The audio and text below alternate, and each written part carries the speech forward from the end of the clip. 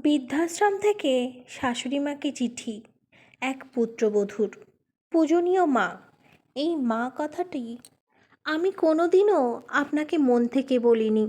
আজ আপনাকে খুব ইচ্ছে হলো একটা চিঠি লেখার, তাই খোলা আকাশের নিচে বসে আপনাকে চিঠি লেখা শুরু করলাম। জানি না এই চিঠি আপনার কাছে পৌঁছাবে কি না। আমি সেই বৃদ্ধাশ্রমে আছি যে বৃদ্ধাশ্রমে আপনি শেষ নিঃশ্বাস ত্যাগ করেছিলেন। ভাগ্যক্রমে আপনি যে রুমটিতে থাকতেন আমি এখন সেই রুমেই। তাই হয়তো আজ আপনাকে আমার খুব মনে পড়ছে। ক্ষমা চাইবার অধিকার আমি হারিয়ে ফেলেছি, তাও এই চিঠিটা লিখছি, যদি আপনি ক্ষমা করে দেন। বিয়ে হয়ে আসার পর থেকে আমি দেখেছিলাম আপনি সংসারটাকে নিজে হাতে রেখেছিলেন। এটা আমার সহ্য হতো না, মনে হতো যেন আমি বন্দি হয়ে আছি। কিন্তু এটা বুঝতাম না মাথার ওপর একজন অভিভাবক থাকা কত প্রয়োজন। আপনি যখন বলতেন, বৌমা যতটা খাবে ততটাও নাও, নষ্ট করো না, এই কথাটা যেন আমার অসহ্য লাগতো। কিন্তু আমি এখন বুঝতে পারি আপনি কোনো খারাপ কথা বলেননি তো। আপনি তো আমাকে না খেয়ে থাকতে বলেননি, লোকসান করতে মানা করেছিলেন। আপনার হাতে যখন আপনার ছেলে মাসিক বেতন তুলে দিত তখন আমার খুব অসহ্য লাগতো। মনে মনে ভাবতাম কি করে আপনার কাছ থেকে মুক্তি পাওয়া যায়।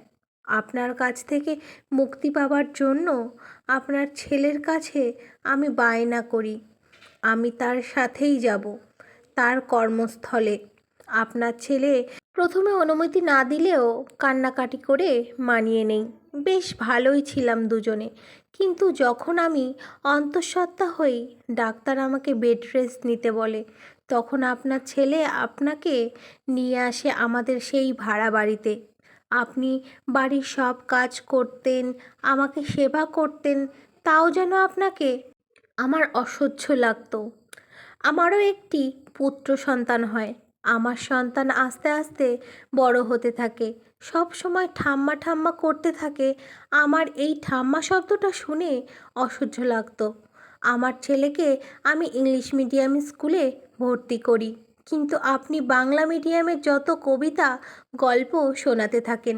ছেলে জেদ ধরে বসে বাংলা মিডিয়াম স্কুলে পড়বে। এই ব্যাপারটা আমি কিছুতেই মেনে নিতে পারছিলাম না।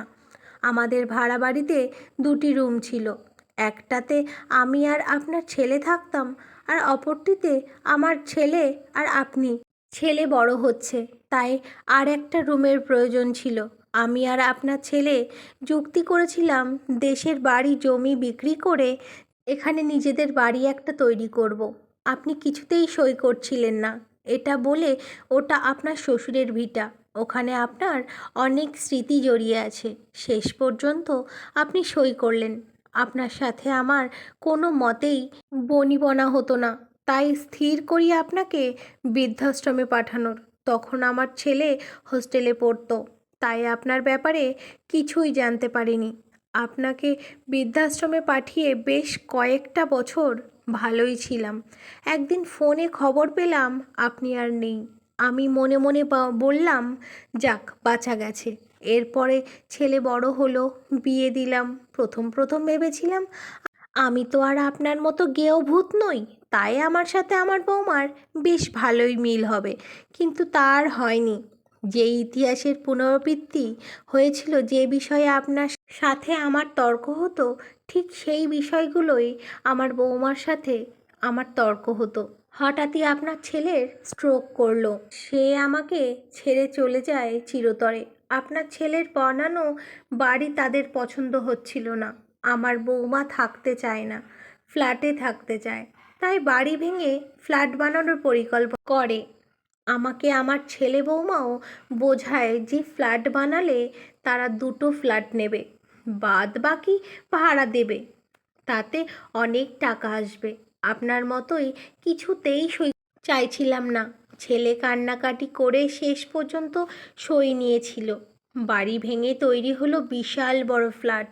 সেই ফ্ল্যাট ছিল দুটো রুম আর একটা কিচেন। আমি আমার ছেলেকে বললাম, কী রে, আমার রুম কোথায়? ছেলে বলল, মা, তোমার রুম কি দরকার? তুমি আমাদের মেয়ের সাথেই রুমে থাকবে। নাতনির সাথে নাতনির রুমেই থাকছিলাম। নাতনি যত বড় হতে থাকে আমার সাথে খারাপ ব্যবহার করে। আসলে ওর চাই একটা নিজস্ব রুম। তাই আমার ছেলে আর বৌমা স্থির করে আমাকে বৃদ্ধাশ্রমে রাখার। আমি আজ বৃদ্ধাশ্রমে, যে বৃদ্ধাশ্রমে আপনি ছিলেন।